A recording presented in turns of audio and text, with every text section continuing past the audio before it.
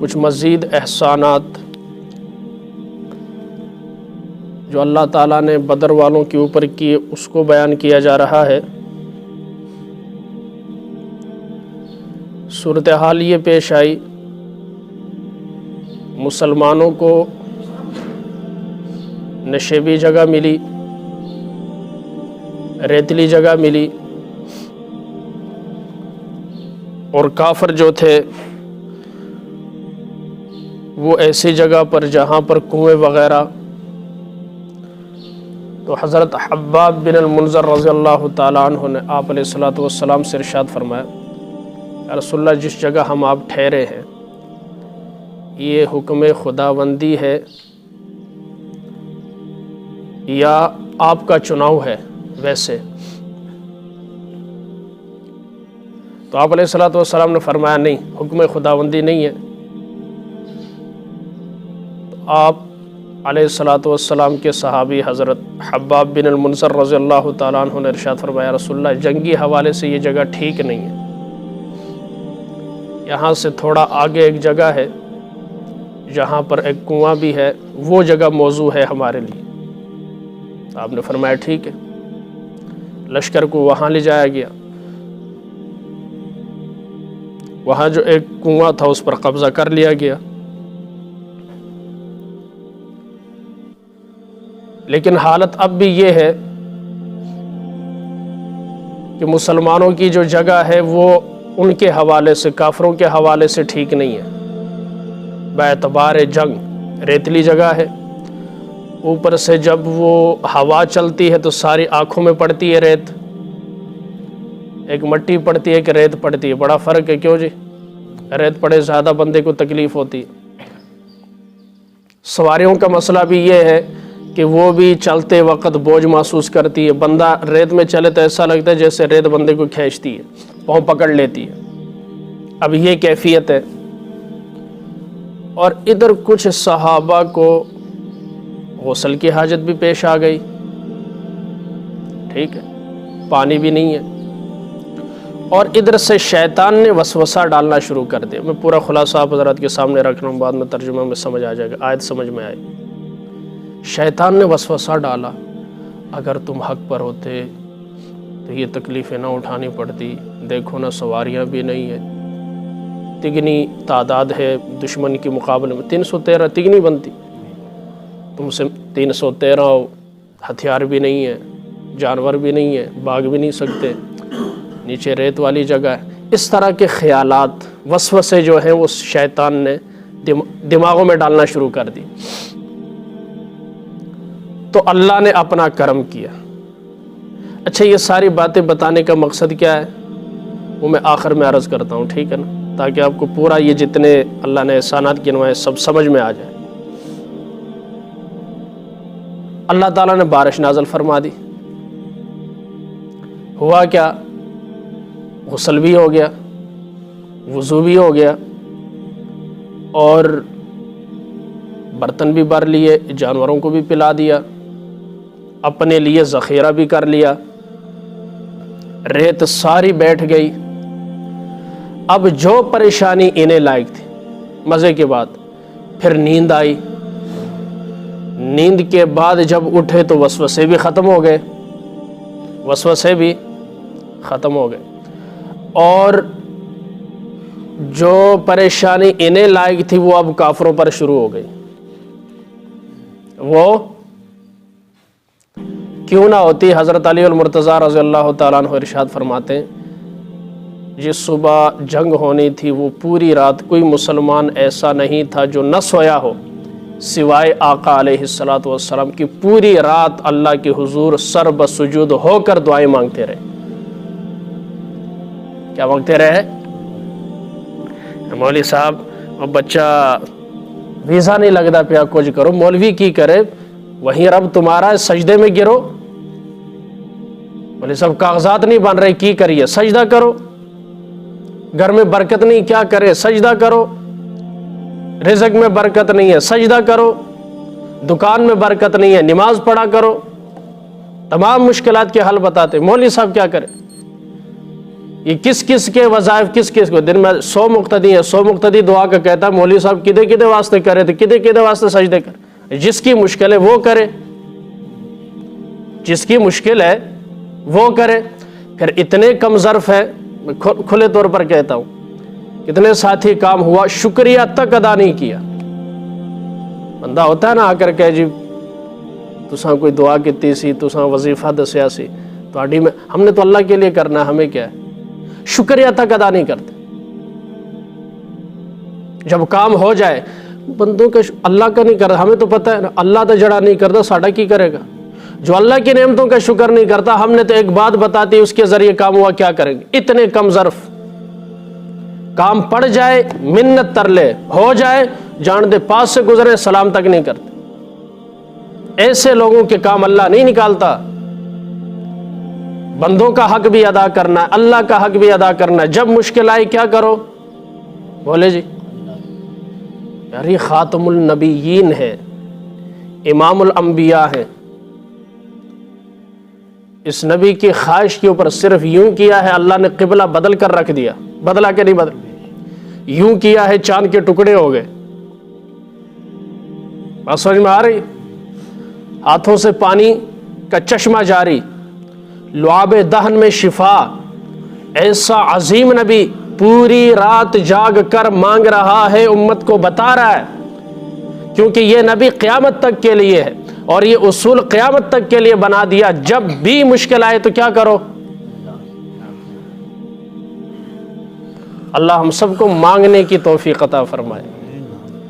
اتنے جڑا اوریجنل منگن والا ہے نا وہ کل تسی جان چھڑاؤ ہاں نہ دے کے وہ لے کر رہے گا، کیوں جی؟ وہ لے کر رہے گا کیونکہ اسے مانگنا آ گیا ہے، سانو منگنا نہیں آیا، سانو منگنا نہیں آیا۔ اسی جب کسے کو منگدیا شرم محسوس کرتے ہیں، بالکل اسی طرح رب کو لیندیا شرم محسوس کر رہے ہیں۔ جیسے کسی سے لیتے ہوئے توہین محسوس کرتے، بالکل یہی نظریہ ہمارا رب کے ساتھ ہے، توہین محسوس کرتے۔ چودھری صاحب نے کاٹن پائے نہ ہاتھ چکے نہ روئے، کیویں ہو سکتا ہے؟ سجدے چ ڈگے کاٹن خراب نہ ہو جائے گا، کیویں ہو سکتا ہے؟ جدوں میں اپنی اکڑ نہیں مکانی اللہ کتوں دینی؟ اللہ تے اکڑ مکاندا ہے سب تو پہلا، کیوں جی؟ بلے شاہ رب انہوں ہی مل سی جڑا اپنے نفس نو مارے، جڑا اکڑ ختم کرے گا، میں ختم کرے گا، انہوں اللہ تعالیٰ اپنی رحمت دے دروازے ادھے تے کھول دے گا، رحمت عطا کرے گا۔ بہرحال اچھا جو منظر تھا ایک دم بدل گیا۔ لوگ کہتے کیا ہوگا؟ بھائی رب وہی ہے، مدد وہی ہے، نصرت فرشتے بدلے نے جی، آسمان بھی ہوئی ہے بدلیا، زمین بھی وہی ہے بدلی، مانگتے کوئی نہیں۔ مزاج بدل گئے، لوگ بدل گئے۔ جمعے میں ایک بات کی تھی نا، آپ نہیں دکھا سکتے صحابہ کرام رضوان اللہ تعالی علیہم اجمعین نے، جب نبی نے اللہ نے کہہ دیا بیٹی رحمت، کسی ایک نے بیٹی کے پیدا ہونے پر برا بھی منایا، مارنا تھپڑ قتل تو دور کی بات ہے، اب تاریخ عرب میں نہیں دکھا سکتے۔ ہزاروں سالوں میں بس تاریخ اتنی سی بدلی۔ تب دور تھا پتھر کا، پتہ نہیں تھا، اب لوگ ہیں پتھر کے سب کچھ پتہ ہے، اس کے باوجود محنت کی ضرورت ہے یا نہیں؟ کیوں جی؟ نماز پڑھنے کیا کیا کہیں یار، جب تک اس طرف نہیں آئیں گے ذکر اللہ نہیں کریں گے۔ قرآن کو کہا یہ سب سے بڑی ذکر والی چیز ہے، فذکر، آپ نصیحت کیجئے، نصیحت نامہ ہے، ہدایت نامہ ہے، منشور دستور زندگی کا قرآن ہے۔ جب تک اس کی طرف نہیں آئیں گے کیا ہوگا؟ پھر وزیر اعظم ہو کے کہے گا اللہ کہتا ہے، اللہ کہتا ہے کہ تم نے نیوٹرل نہیں رہنا، اللہ کہتا ہے۔ بندہ پوچھے کیڑی آیت ہے، دس ذرا ٹھوکر ہے، بڑے مجموع میں ٹھوکر ہے، کوئی پوچھے نہ لا انہوں، وزیر اعظم بس قرآن دا نہ لے لو اگے جی مرضی گل ٹھوک دیو لوگ کہنے واہ ویکھو نا کتنا پڑھیا لکھا ہے کنی تاریخ جانتا ہے. یہ حالت نیچے سے اوپر تک یہی ہوگا. اپنے بچوں کو سکول کالج سب کچھ ٹھیک ہے, اللہ کی مدد اللہ کی نصرت کیسے ملے گی بچے کو پہلا یہ سکھائیں. اب منظر ایک دم بدلا, جو منظر بدلا اللہ تعالیٰ نے سارے جو وساوس تھے خیالات بد تھے صحابہ سے ختم کر دیا. نیند آئی دو موقعوں پر, ساتھ میں ترجمہ کر کے وہاں تشریح کرتا ہوں توجہ کے ساتھ. اذ یغشیکم النعاس, یاد کرو اس وقت کو جب اللہ تعالیٰ نے تم پر اونگ طاری کر دی. کیا طاری کر دی؟ جنگ کے دوران اونگ کا آ جانا یہ نہ مکمل نیند ہوتی ہے اور نہ نامکمل ہوتی ہے. چٹکا نہیں لگتا انج کر کے یہ ٹھیک ہے جی. اکثر آپ نے دیکھا چٹکے کے بعد بندہ جاگ بھی جاتا ہے سجے کھبے بیٹھ کے پھر نیند آ یہ کیفیت. یہ جو اونگ ہے دوران جنگ اللہ کی رحمت اللہ کی نعمت ہے, اور نماز کے دوران یہ شیطان کی طرف سے ہے, سستی کی علامت ہے. جنگ میں رحمان کی طرف سے, نماز میں شیطان کی طرف سے. یہ دو موقعوں پر پیش آیا, جنگ بدر میں اور جنگ احد میں. کیوں؟ اس لیے کہ جب انسان اس کیفیت کے بعد جو انسان کی کیفیت بنتی ہے وہ حشاش بشاش ہوتا ہے, چاق و چوبند ہو جاتا ہے, سستی تھکاوٹ کیا ہو جاتی ہے؟ ختم ہو جاتی ہے. یہ اس لیے کیا جو تھکاوٹ وغیرہ وہ ختم ہو جائے اور جو وساوس آ رہے وہ کیا ہو جائیں. بندہ کتنا ہی پریشان جب سو کر اٹھتا ہے نا تو اس کی حالت کیا ہوتی ہے؟ بہتر ہوتی ہے. ٹھیک, اب اس کی وجہ بیان کی جا رہی ہے توجہ کے ساتھ. جب تم پر اللہ تعالیٰ نے اونگ کو طاری کر دیا, امانۃ منہ وینزل علیکم من السماء ماء, دوسری اللہ تعالیٰ کا دوسری اللہ کی رحمت کرم کہ اللہ تعالیٰ نے آسمان سے تم پر پانی کو نازل کر دیا, بارش نازل کر دی. دو نعمتیں ہو گئیں. اب یہ دونوں چیزیں ہوئی کیوں؟ وجہ لیطہرکم بہ, تاکہ اللہ اس کے ذریعے سے کیا کرے؟ تمہیں پاک کرے, ظاہری طور پر بھی باطنی طور پر بھی. ظاہری طور پر بھی اس وقت تک تیمم کا حکم نازل نہیں ہوا تھا, تو ظاہری طور پر جسم پاک ہو جائے گا جن کو غسل کی حاجت پیش آئی ہے, اور باطنی طور پر جو وساوس تھے وہ کیا ہو جائیں گے؟ ختم ہو جائیں گے. اب ہر ایک خیال بدل گیا نا, لا بھائی بارش ہو گئی ہے ہماری جگہ تو ٹھیک ہو رہی ہے اور ان کی خراب ہو رہی ہے. بات سمجھ میں آ رہی؟ خیالات بدلے کہ نہیں بدلے؟ ایک دم مائنڈ چینج ہو گیا, اللہ کی رحمت پر یقین آ گیا. اور یہ چیزیں صحابہ کے حق میں کرامت تھی اور نبی کی طرف سے معجزہ تھی. انتم الاعلون ان کنتم مومنین, قرآن کی طرف آؤ تو صحیح. کہتے ہیں ہم ان کا وہ نہیں کر سکتے, یہ نہیں کر سکتے. بھائی مومن تو بنو. اور کافروں کے دل بھی اللہ کے ہاتھ میں, حالات بھی اللہ کے ہاتھ میں, یہ کچھ نہیں کر سکتے. یہ کچھ وَيُذْهِبَ عَنْكُمُ الرِّجْزَ الشَّيْطَانِ, ایک مقصد اس کا یہ تھا بارش کا, اونگ کا, تاکہ تمہیں پاک کرے ظاہراً بھی باطناً بھی, جسماً بھی اور روحانیتاً بھی. اور دوسری وجہ تاکہ تم سے شیطانی وسوسوں کو دفع کرے, شیطانی وسوسوں کو دفع کرے. وَلِيَرْبِطَ عَلَىٰ قُلُوبِكُمْ, تیسری وجہ اور تمہارے دلوں کو مضبوط کرے. کیا کرے؟ جب اللہ کی مدد آ گئی دل مضبوط ہوں گے کہ نہیں؟ مضبوط ہوں گے. اور چوتھی وجہ وَيُثَبِّتْ بِهِ الْأَقْدَامِ, تاکہ اللہ اس کے ذریعے سے تمہارے قدم کو جما دے, تمہارے قدم کو جما دے.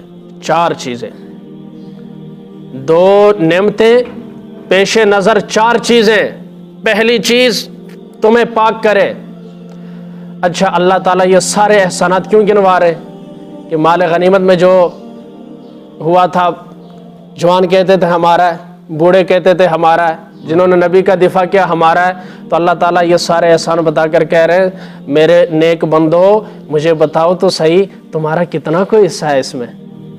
حالات میں نے بدلے، حالات غیر موضوع جگہ کو موضوع میں نے بنایا، وسوسوں کو میں نے دور کیا، نیند میں نے طاری کی، فرشتے میں نے بھیجے اور بارش میں نے نازل کر دی۔ یہ ساری اللہ کی رحمت فضل ہے، تمہارا کتنا کو اس میں حصہ ہے؟ لہٰذا مال غنیمت بھی اللہ اور اس کے رسول کا ہے، وہ جہاں چاہیں گے جیسا چاہیں گے خرچ کریں گے، اس میں تمہارا عمل دخل تو ہے ہی نہیں۔ نکالا بھی تمہیں اللہ نے، اور 313 کو 1000 پر فتح بھی اللہ نے دی۔ حدیث میں آتا آقا علیہ الصلوۃ والسلام مسکراتے ہوئے خیمے سے باہر نکلے اور فرمایا یہاں ابو جہل مارا جائے گا، یہاں عتبہ مارا جائے گا، یہاں شیبہ، وہ جگہوں کی نشاندہی میرے آقا نے کی۔ صحابی فرماتے بعد میں ایسا ہی ہوا، جس جگہ پر نبی نے جس کا نام لیا تھا وہیں اسی جگہ پر قتل ہوا۔ اللہ سے مانگنا پڑے گا پھر دروازے کھلیں گے۔ آج سے یہ عہد کرے جب بھی مجھ پر کوئی مشکل آئے گی کس سے مانگیں گے؟ اللہ سے مانگیں گے۔ ہاں دعا کرنے کے لوگوں سے کہہ سکتے ہیں، میں اس کی نفی نہیں کرتا، میں جو اکثر یہ کہتا ہوں لوگ ہمیں کہتے ہیں، مطلب یہ ہے کہ خود کچھ نہیں کرتے، پھر خود کچھ نہیں کرتے، خود کریں، نیک لوگوں سے کہیں دعا کریں۔ اس کا یہ مقصد نہیں ہے کہ میں نے انہوں نے آہ دیتا ٹھیک ہے وہ جانتے انہوں نے کام جانتے، میں نے دعا کا کہا نہیں، خود بھی دعا کرنی، خود بھی وہ جو آپ کریں گے وہ مجھ سے زیادہ بہتر طریقے سے کریں گے۔ تو اس لیے جب بھی مشکل آئے کیا کرنا ہے؟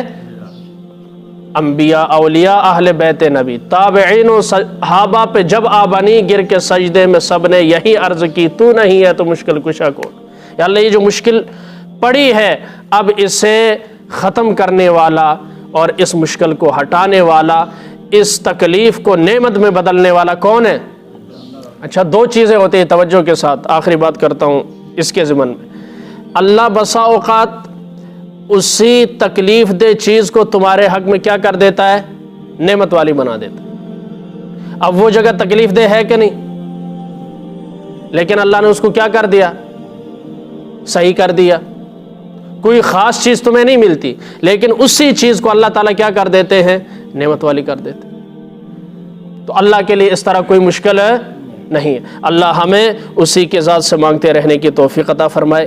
آگے جو ہے فرشتوں کو حکم ہے انہوں نے مارنا کس طرح، اللہ مارنے کا حکم دے۔ میں جو اکثر کہتا ہوں اللہ نے مارنے کا طریقہ بھی بتایا کہ انہوں نے مارنا کتنے ہوئے، سٹ کہاں کہاں لگانی، کیسے لگانی ہے، وہ طریقہ اللہ نے بتایا۔ ہمیں مار کا بھی طریقہ بتایا، اور جڑے کہ نے پیار نال پھیلیا انہاں کول کی جواب ہے پتہ چلا۔ انہوں نے قرآن بولے جی قرآن جو رب مارنے کا بھی طریقہ بتاتا ہو، پیار کا تو ہے ہی نا، پیار تو سارے آنند مار کسے کسے نہ ہوندی ہے، وہ طریقہ بھی بتایا۔ شریعت صرف ایک آنکھ سے نہیں، ایک آنکھ سے دیکھیں گے صرف پیار نظر آئے گا، اور دونوں آنکھوں سے دیکھیں گے تو ساتھ مار بھی نظر آتی۔